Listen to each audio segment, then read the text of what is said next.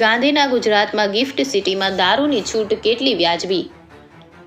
ગુજરાતના પાટનગર ગાંધીનગર કે ગાંધીજીના નામ પર પડ્યું હતું, જે ગાંધીના વિચારોની હત્યા કરવામાં આવી રહી છે. ગુજરાતમાં કેટલાય દાયકાથી દારૂબંધી હતી, પરંતુ સરકારે ગિફ્ટ સિટીમાં પરમિશન આપતા ભવિષ્યમાં ગાંધીનગર શહેરમાં મહાત્મા મંદિર ખાતે વાઇબ્રન્ટ સમિટ માટે પરદેશથી આવતા મહેમાનોને દારૂની પરમિશન આપવી પડશે, જેનો લાભ ગુજરાતના લોકોને પણ મહેમાનોની સરભરામાં રોકાયેલ લોકોને મળશે. વળી સુરત ડાયમંડ સિટી એ પણ બહારથી આવતા મહેમાનો માટે પરમિશન માંગી જ છે. કચ્છમાં રણોત્સવ પ્રસંગે પણ બહારથી મહેમાનો આવે છે, તેઓને પણ પરમિશન આપવા માંગણી થશે. આમ ધીરે ધીરે આખા ગુજરાતમાં આપવામાં માંગણી ઉઠશે. યુવાધન બરબાદ થશે, તેના હિસાબે ઝઘડાઓ વધશે, અકસ્માતો વધશે, લેડીઝ વર્ગમાં મુશ્કેલીઓ વધશે. ગુજરાતમાં વસતા દરેક નાગરિકો સરખા, આમ ધીમે ધીમે ગુજરાત બરબાદ થતું જશે. આમ પરમિશન આપવી ન જોઈએ એવા ગાંધી વિચારસરણીવાળાની માંગણી અને લાગણી છે.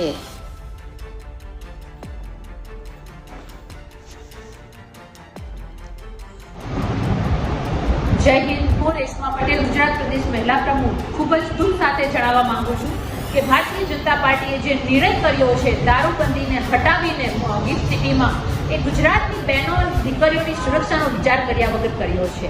એવું લાગે છે કે બિલ્ડરોની ભારતીય જનતા પાર્ટી હવે બુટલેગરોની થઈ ગઈ છે. આવું સ્પષ્ટ મારે એટલા માટે બોલવું પડે છે કે ગુજરાતમાં નીતિ નિયમો છે, દારૂબંધી છે. ગાંધી અને સરદારના ગુજરાતમાં દારૂબંધી હોવા છતાં દારૂઓ રેલમ છેલ્લા વેચાઈ રહ્યા છે. વિદેશી દારૂઓની હોમ ડિલિવરી થઈ રહી છે, દેશી દારૂ વેચાઈ રહ્યા છે, લઠ્ઠાકાંડો થઈ રહ્યા છે. બહેનો દીકરીઓ રોડ રસ્તા ઉપર ને ઘરમાં પણ સુરક્ષિત નથી. ત્યારે આવી છૂટ આપી અને ભારતીય જનતા પાર્ટીએ જે વાત કરી છે ખૂબ જ શરમજનક છે કે વિદેશી મહેમાનો માટે આ દારૂની છૂટ આપવી પડે છે. તો મારું એવું કહેવાનું થાય છે કે ગુજરાતની પરંપરા છે મહેમાનોના સ્વાગત, નમસ્કાર અને ચાય પાણીથી થતા હતા, એની જગ્યાએ હવે મહેમાનોના સ્વાગત દારૂથી કરવા પડે તો અમારે આવા ગુજરાતના મહેમાનોની જરૂર નથી. અમને અમારું ગુજરાત જોઈએ છીએ, દારૂબંધી વાળું ગુજરાત જોઈએ છીએ અને નીતિ નિયમો વાળું ગુજરાત જોઈએ છીએ.